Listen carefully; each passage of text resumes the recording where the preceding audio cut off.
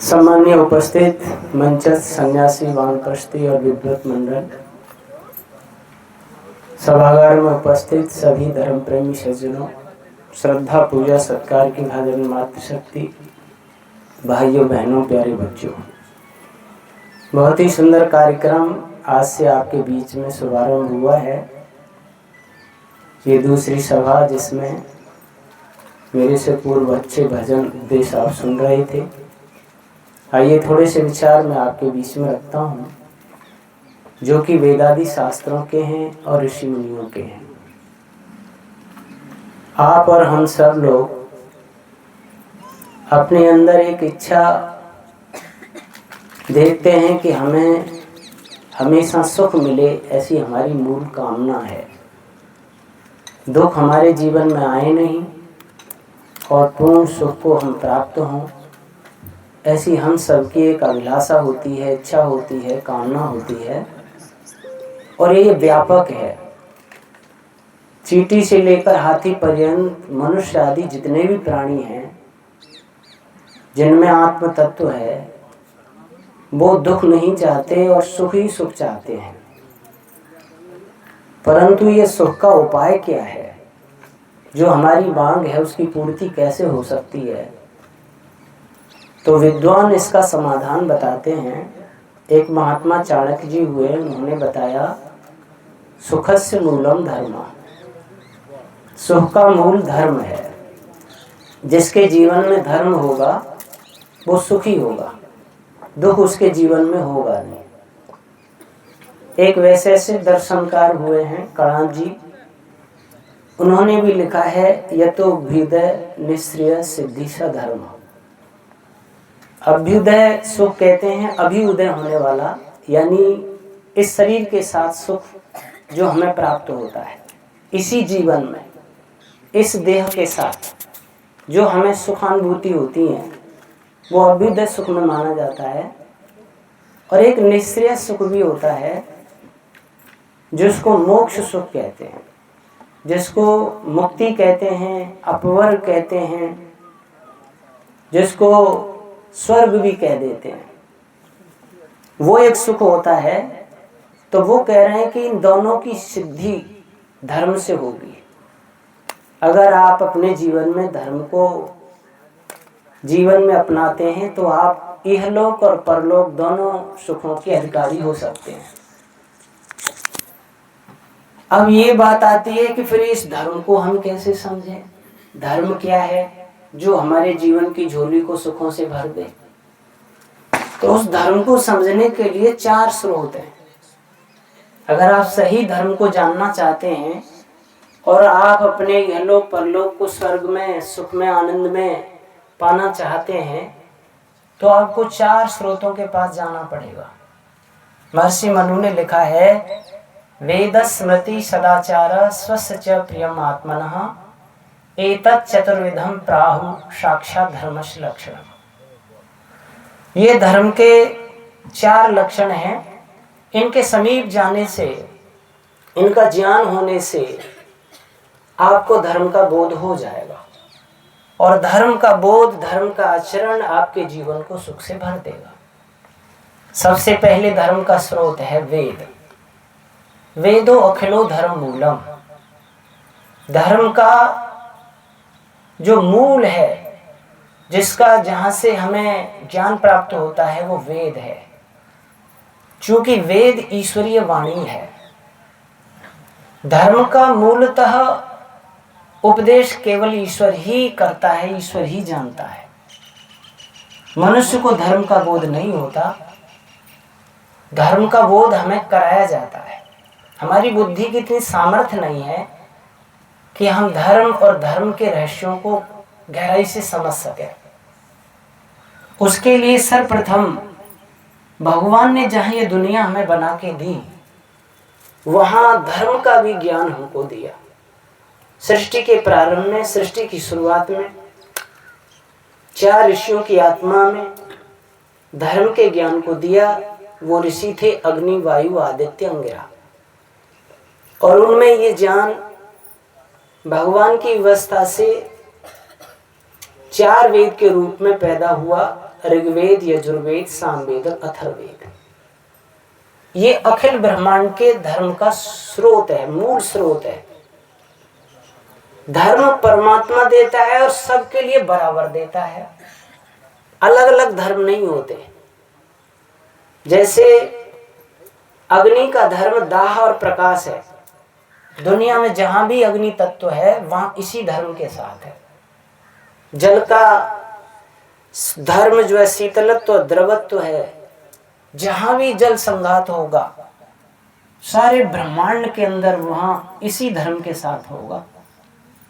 चींटी का मौलिक धर्म स्वभाव सारी दुनिया में एक जैसा, गधे का एक जैसा, शेर का एक जैसा, दुनिया में जितने भी शेर होंगे उन सब का सारे ब्रह्मांड में एक जैसा धर्म, उनका मूल स्वभाव, उनकी मूल प्रकृति, उनका मूल जीवन होगा। तो फिर मनुष्यों के अलग अलग धर्म कैसे? इसलिए मनुष्यों का भी धर्म एक है और वो ईश्वर प्रदत्त है, वो सबके लिए बराबर है, सार्वकालिक है, सार्वभौमिक है। जितना सृष्टि के प्रारंभ में आवश्यक था उतना ही श्री राम के समय पे था, उतना ही कृष्ण जी के समय पे था, उतना ही आज है और उतना ही जब तक दुनिया रहेगी तब तक रहेगा। भगवान के बंधे हुए नियम कभी बदलते नहीं। अग्नि का नियम बदला नहीं, जल का बदला नहीं, पृथ्वी का बदला नहीं, गधे घोड़े इनका बदला नहीं, तो हमारा भी नहीं बदलता। नवीन धर्म की स्थापना नहीं होती है। इसलिए जो नवीन धर्म हिंदू, मुस्लिम, सिख, ईसाई, जैन, कुरान, पुराण, ये धर्म नहीं है। ये मत, मजहब, संप्रदाय, खेमे, गुट, संगठन ये हैं, क्योंकि ये मानव कृत्य हैं और मनुष्य धर्म का निर्माण करता नहीं है। धर्म का बोध और निर्माण तो ईश्वर करता है।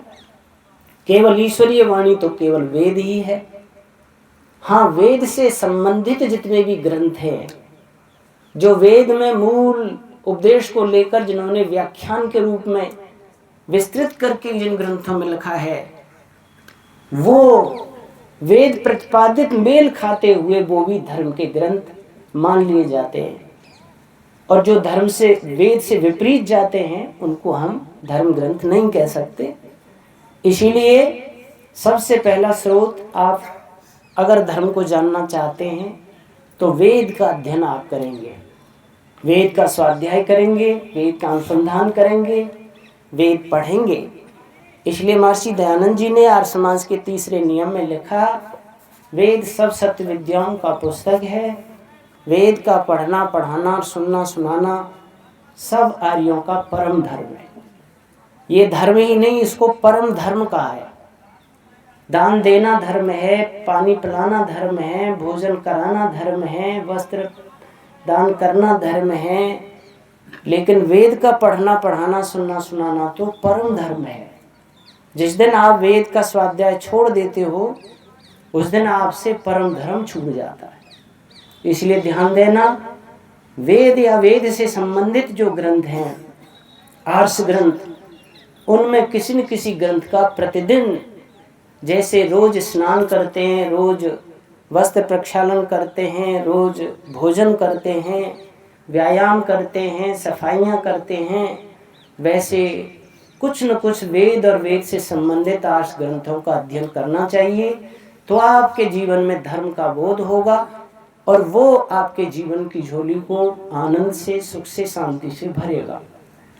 दूसरी बात क्या है धर्म को जानने के लिए? तो वो स्मृति ग्रंथ हैं, जैसे मनुस्मृति, महर्षि मनु का बनाया हुआ मानव धर्मशास्त्र।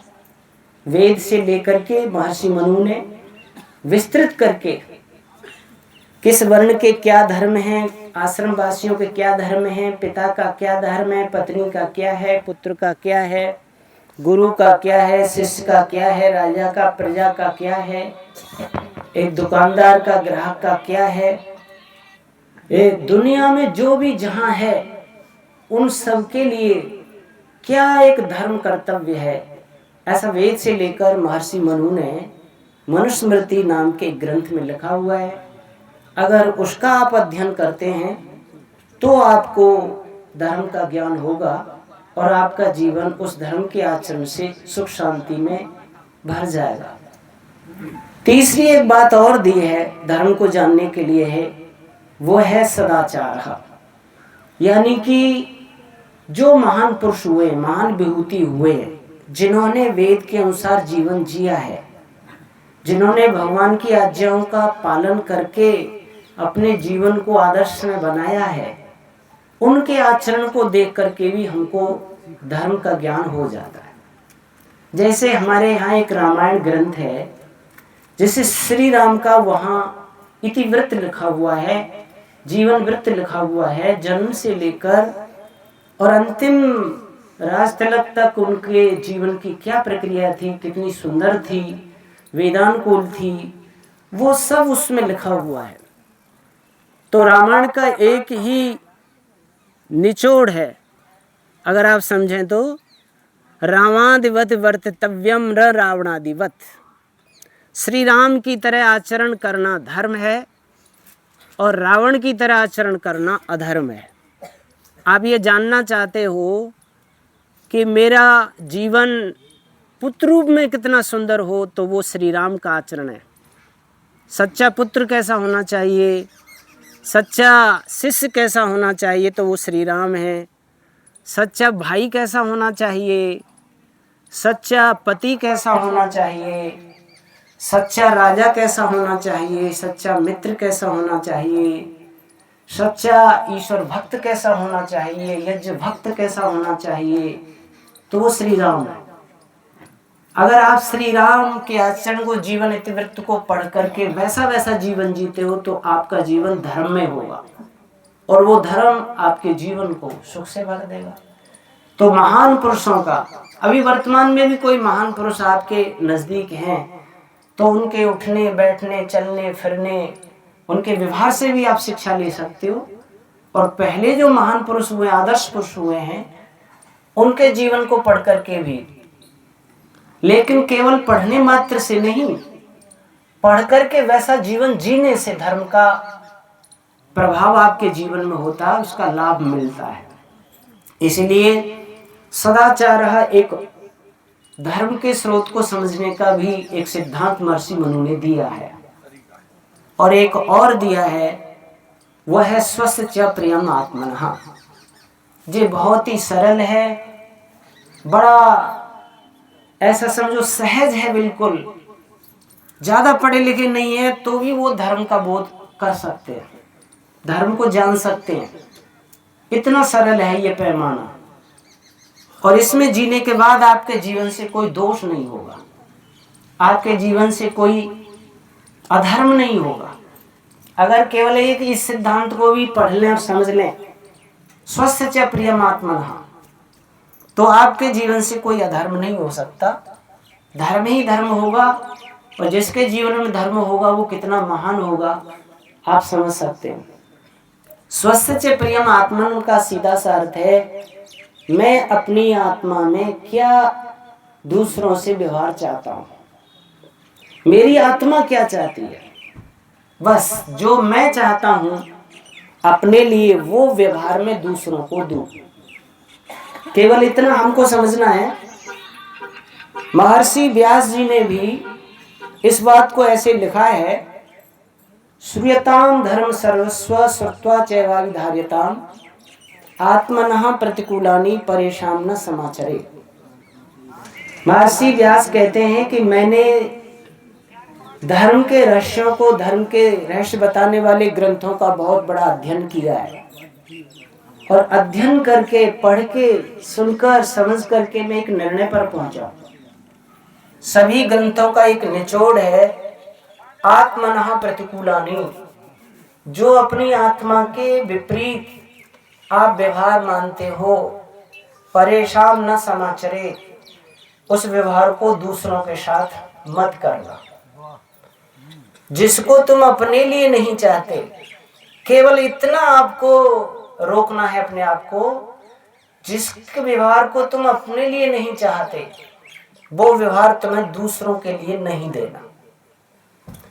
इस चार बातों के रहस्य को जो लिया है महर्षि मनु ने वो एक वेद मंत्र है।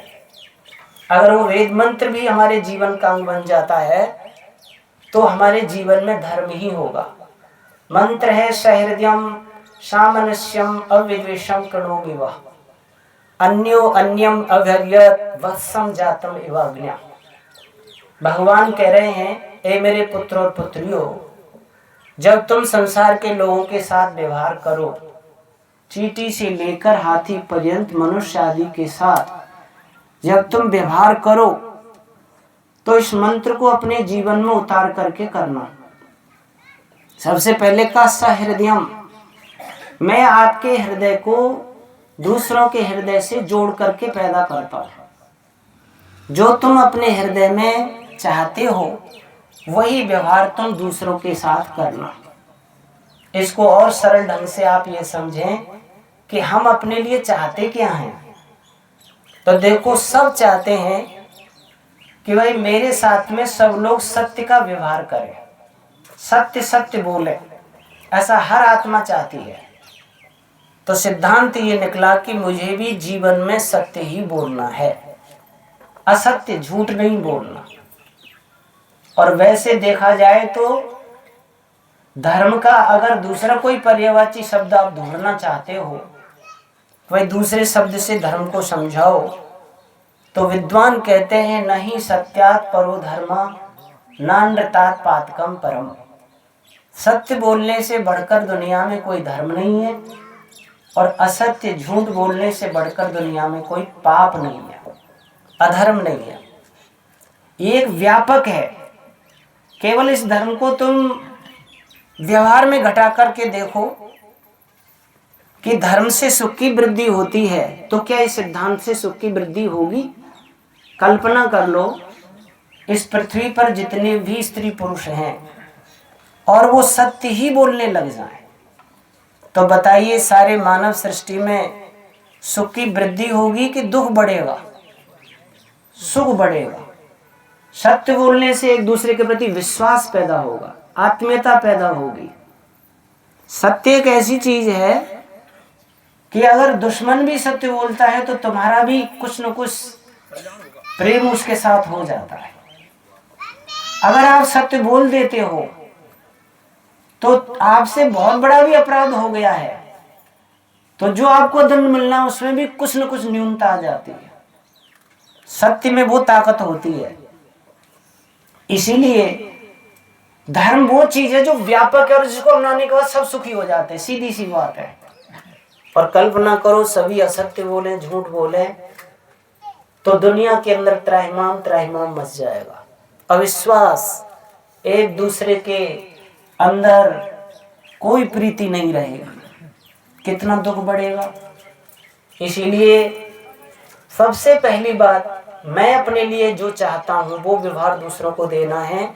तो मैं चाहता हूं सब लोग मेरे साथ सत्य का व्यवहार करें, तो मुझे भी सत्य बोलना, आज से झूठ बोलना बंद। दूसरी बात, मैं चाहता हूं कि लोग मेरा सम्मान करें। कोई नहीं चाहता कि भाई मेरा कोई अपमान करे। अपमान को कौन चाहता है? एक छोटा सा बच्चा भी अपना अपमान होना नहीं पसंद करता। किसी बच्चों को थोड़ा सा भी आप डांट देते हो, गलत कोई दंड दे देते हो, तो वो भी अपने को अपमानित महसूस करके आपसे दूर रहता है, अच्छा नहीं मानता। तो जब अन्य लोग अपने को सम्मान मिलता है तो खुश होते हैं, अपमान मिलता है तो दुखी होते हैं। मैं भी सम्मान मिलता है तो खुश होता हूँ और अपमान मिलता है तो दुख होता हूँ। तो मुझे धर्म की बात समझ में आ गई कि मैं दुनिया में प्राणी मात्र का सम्मान करूंगा, किसी का अपमान नहीं करूंगा, सम्मान ही दूंगा, तो आपके जीवन में धर्म होगा। मैं अपने लिए चाहता हूं कि भाई मेरे को कोई कम तोल कर सामान ना दे, तो सिद्धांत यह है कि अगर मैं किसी को सामान देता हूं तो कम तोल के ना दो। मैं ये चाहता हूं मेरी माता बहन आदि वो कोई गलत नजर से ना देखे, तो सीधा सिद्धांत है मुझे भी किसी की माता बहन को गलत नजर से नहीं देखना है।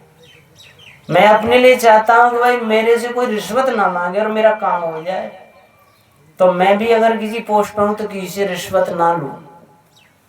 मैं अपने लिए क्या चाहता हूँ सीधा से, इसमें तो कोई बहुत बड़ी बात नहीं है।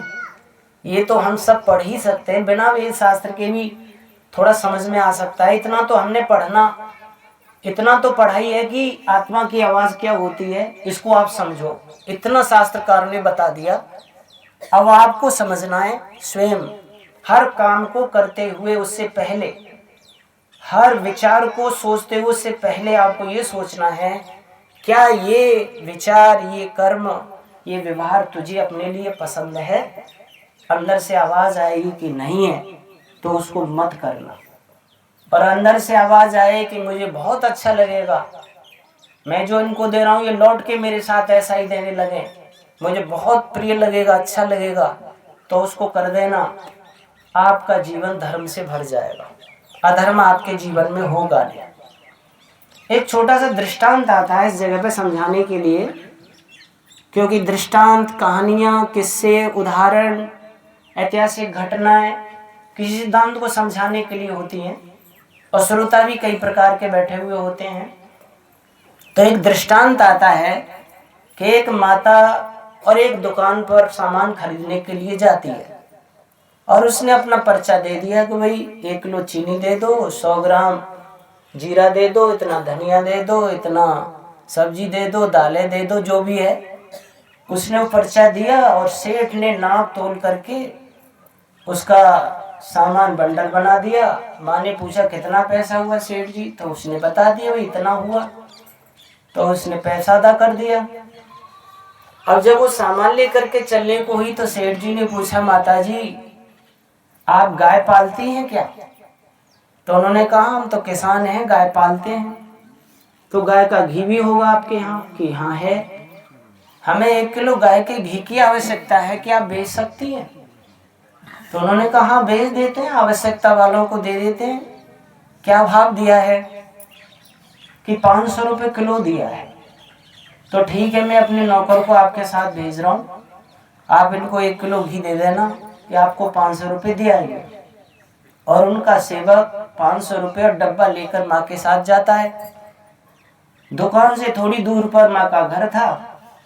जो सामान दुकान से लाई थी उसने आंगन में रख दिया कि बाद में यथास्थान रख दूंगी, पहले इनको घी तोल कर दे देती हूँ।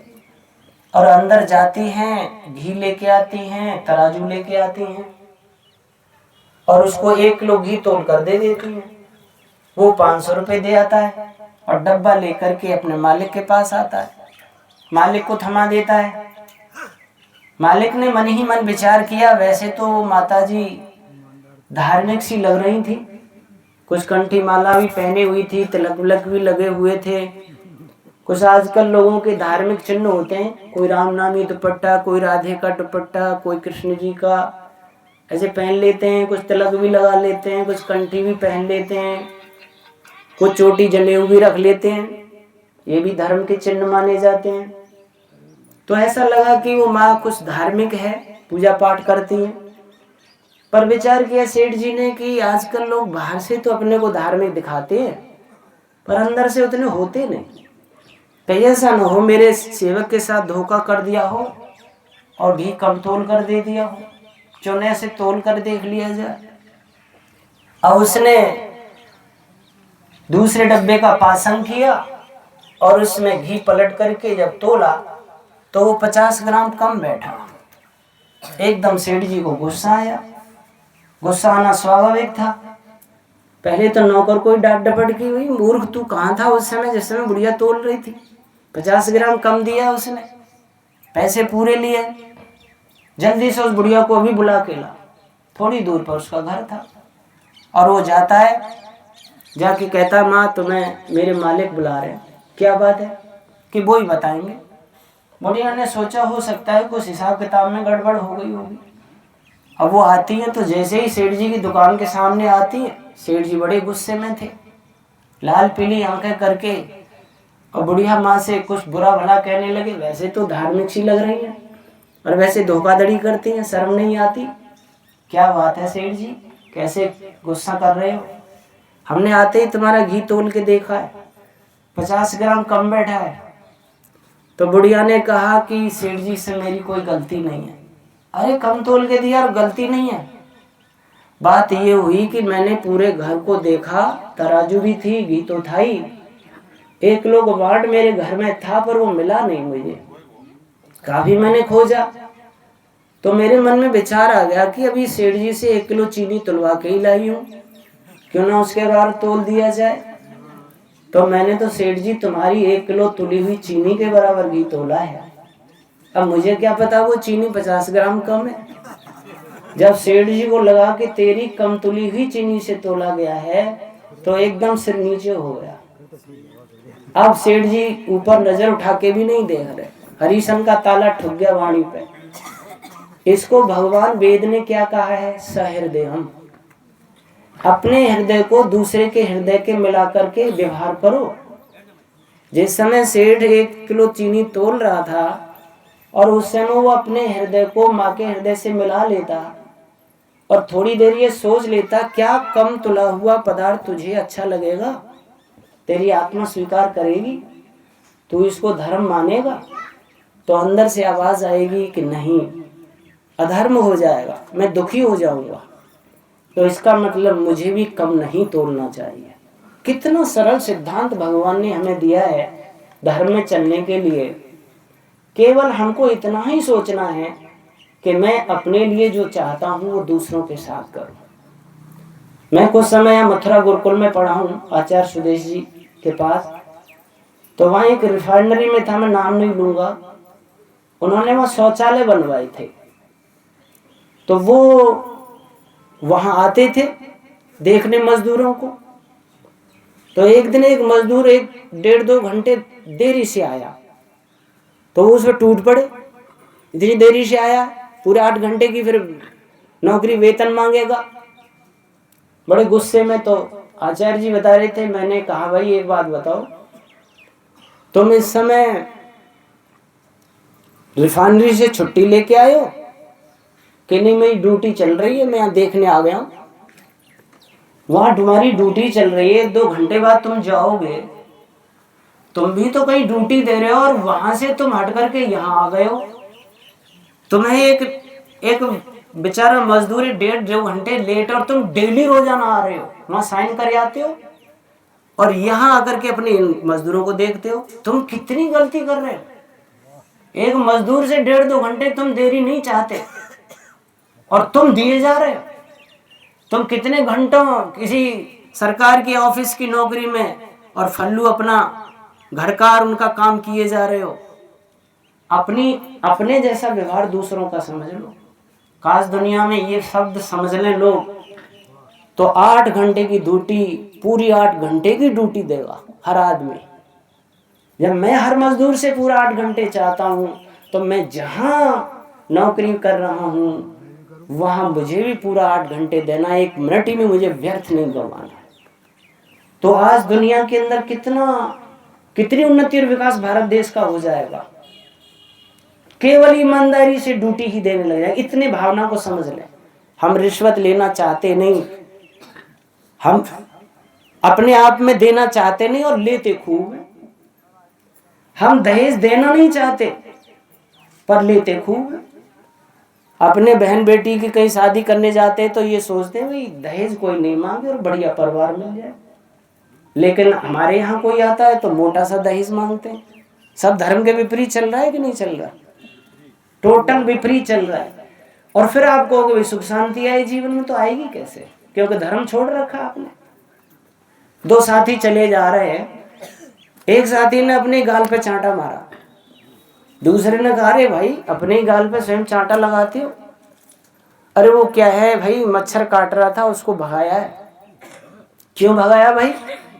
अरे भाई मुझे दुख पहुंचा रहा था, मेरा खून पी रहा था तो मैंने उसे हटाया। बोल तेरा थोड़ा सा खून पी रहा था, थोड़े दंक लगा रहा था, तो ये अच्छा नहीं लगा? अरे अच्छा कैसे लगेगा? तो उसने कहा भले आदमी, एक मामूली से मच्छर का जो है डंक तू नहीं सहन कर पाया और तुझे दुख हुआ और तू रातों दिन भैंस बकरे और मुर्गाओं की गर्दन पर कटार चलाता है, छुरा घोंपता है, तुझे अपने जैसा दर्द और अपने जैसा खून उनका नहीं लगता?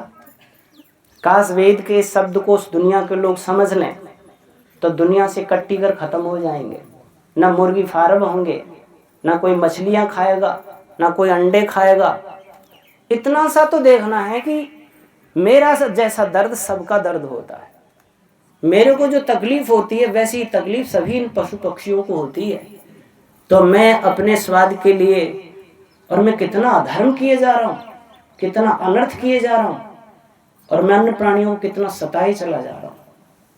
घर के व्यवहार में भी तुम इस चीज को देख सकते हो, सास बहू के झगड़ों में देख सकते हो, देवरानी जेठानी में देख सकते हो, भाई भाई में देख सकते हो। सास ये देख ले कि भाई मैं बहू से क्या चाहती हूँ, बहू ये देख ले कि मैं अपनी माँ सास से क्या चाहती हूँ, वैसा व्यवहार में इनके साथ करो। हम अपने लिए अच्छा चाहते हैं, तुम मेरे साथ अच्छा करो, मेरी सेवा करो, मेरा सम्मान करो, मेरी सुख सुविधाएं देखो, मुझे महत्व दो। पर मैं नहीं देता हूँ, मैं न सेवा देता हूँ, न मैं उसके सुख दुख की देखता हूँ, न मैं उसका सम्मान करता हूँ, मैं अपने अपने में ही होता हूँ। तो यहाँ अधर्म होता रहता है, और ये अधर्म कितना बंडल बन जाता है, पहाड़ जैसा बोझ बन जाता है हमारे सिर पे, और वो पता नहीं कितने जन्म जन्मांतर हमें ढोना पड़ता है। आपको जो मानव जीवन मिला है, मानव जीवन मिलना, आप अच्छा कर्म करके आए, हम अच्छा कर्म करके आए, इसमें तो कोई दो राय नहीं है, इसलिए मनुष्य जीवन मिला है। लेकिन भाई ये यात्रा यहीं खत्म नहीं होती है। आप ऐसा समझ के बैठे हैं कि भाई यही है, खाओ पियो मजे लो, कितना भी कुछ भी करो, अपने में मस्त रहो, दुनिया जाए भाड़ में, तो आप भूल कर रहे हो। एक छोटे से जीवन के लिए, इतने से फायदे के लिए इतना बड़ा नुकसान कर रहे हो। एक छोटे से, एक मिट्टी के ढिले के फायदे के लिए पहाड़ जैसा नुकसान कर रहे हो। अनंत काल के जीवन जन्म जन्मांतर बिगाड़ रहे हो, ये समझ लीजिए। आप इतना धोखा कर रहे हो अपने साथ। हर आत्मा अपने साथ ही धोखा कर रही है। अगर आप धर्म को छोड़ रहे हो तो आप अपने साथ ही धोखा कर रहे हो। दुनिया के साथ क्या कर रहे हो? इतना अपना सर्वनाश कर रहे हो, आप देख नहीं पा रहे हो उसको। ज्ञानी लोग देख रहे हैं कि हमारा सर्वनाश कितना हो रहा है, जन्म जन्मांतर बिगड़ रहे हैं। और महाभारत में लिखा है, धर्म एव हतो हन्ति धर्मो रक्षति रक्षिता तस्मात् धर्मो न हन्तव्यो मानो धर्मो हतो वदी। यानी ये धर्म की रक्षा करता है, धर्म उसका सुरक्षा कवच बन जाता है, उसकी झोली को सुख शांति आनंद से भर देता है। और जो धर्म को छोड़ देता है, धर्म को की उपेक्षा बरतने लग जाता है, धर्म उसका विनाश कर देता है, सर्वनाश कर देता है। इसलिए हमें छींक छींक के कदम रखना चाहिए संसार में, आंख मूंद के नहीं चलना है। बड़ी जागरूक होके, बहुत सचेत होकर के आपको संसार में जीना चाहिए। धर्म एक सूर्य की धार के समान है, उस पर चलना वैसे कठिन है, लेकिन पहाड़ जैसा सुख भरने वाला है। थोड़ी सी कठिनाई पहाड़ जैसा सुख शांति आनंद देने वाली है। धर्म वो भी चीज है। इसीलिए केवल हमें इतना भी समझ लेना है कि भाई मैं अपने लिए चाहता हूं, वो दूसरों के साथ व्यवहार करूं। और आगे भगवान कहते हैं सामनस्यम, उसके लिए क्या करना है? हमें एक दूसरे के समनस्क जीना है, यानी कि एक दूसरे की इच्छाओं को, अच्छी नेक इच्छाओं को पर फूल चढ़ाते हुए जीना है, यानी एक दूसरे के सहयोग से जीना है, या एक दूसरे के मनों के विचारों के अनुकूल जीना है। वेद में संगठन सूक्त में भी आता है, संगच्छध्वम संवदध्वम संवो मनांसी जानता, यानी तुम्हारा चलना एक जैसा हो। भगवान वेद कहते हैं तुम्हारी वाणी से निकलने वाले वाक्य एक जैसे बढ़िया हों, तुम्हारे मन के उठने वाले विचार भी समान हो, विपरीत ना हो। एक घर परिवार में किसी ने कहा, भाई आज तो घर में यज्ञ होना चाहिए, तो सभी लोगों को उस पर फूल चढ़ाने चाहिए। तुम ठीक कहते हो, यज्ञ होना चाहिए, बहुत अच्छी बात है। किसी ने अच्छा प्रस्ताव रखा, फूल चढ़ाइए, समर्थन कीजिए, सहयोग कीजिए, अपने समय को, व्यस्त समय को भी बचाइए उसमें से, और उस काम में सहयोग कीजिए। अपनी कुछ थोड़ी बहुत तकलीफ भी है तो उसको भी झेलिए, पर उस अच्छे काम में सहयोग कीजिए। आजकल हम टांग खिंचाई करते हैं एक दूसरे की, नहीं नहीं ये नहीं होगा, ऐसे होगा। बड़ी बड़ी धार्मिक संस्थाओं में टांग खिंचाई हो रही है। धर्म की संस्थाएं हैं जहाँ रात और धन धर्म के उपदेश होते हैं और वहां टांग खिंचाई हो रही है, बात समझ में नहीं आती। फिर भाई ये फिर धर्म कहाँ बचेगा जब धर्म संस्थाओं में ही आपस में टांग खिंचाई होती है छोटी छोटी बातों पे। ऐसा क्या होता है, अनुकूल क्यों नहीं चल पाते? कहीं ना कहीं हम अहंकार में होते हैं, कहीं ना कहीं हम धर्म को त्याग रहे होते हैं, कहीं कहीं हम अपनी आत्मा को दूसरे की आत्मा से मिलाकर व्यवहार नहीं कर रहे होते हैं। कहीं ना कहीं तो हम, या ऐसा हो सकता है कि ऊपर से ही शाब्दिक ज्ञान में जी रहे होते हैं, अंदर धर्म का रहस्य पहुंच नहीं पाता है, मूल रहस्य में जी नहीं पाते हैं।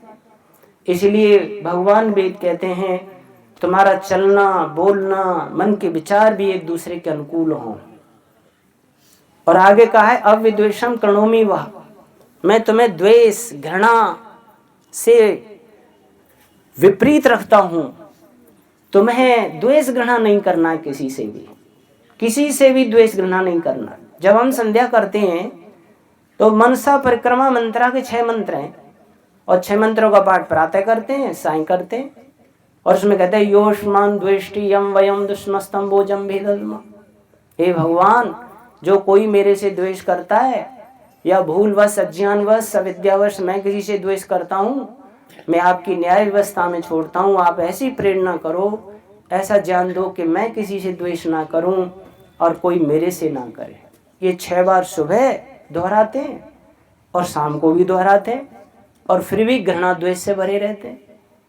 जबकि वेद क्या कह रहा है, अन्यः अन्यः अविहर्यत, अलग अलग एक दूसरे के साथ भी रहते हुए इतना प्रेम करो, इतना प्रेम करो, वत्सम जातम एवज्ञ, जैसे गाय तत्काल उत्पन्न बछड़े से प्रेम करती है।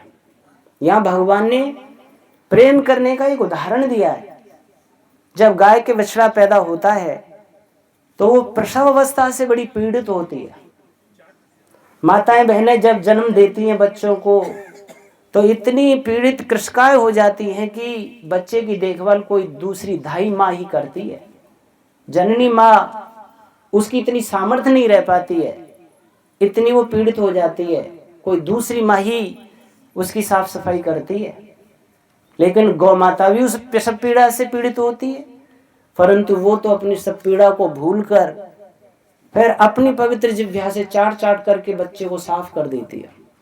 इतना प्रेम उमड़ता है और उसके बच्चे को छूने की कोशिश करता है तो सांकल तोड़कर मारने को तैयार हो जाती है, हिंकारती है, सूंघती है, दूध पिलाती है। तो यहाँ भगवान ने ये उदाहरण दिया है, यहाँ जो गाय का उदाहरण दिया है उसमें एक बहुत बड़ा रहस्य है।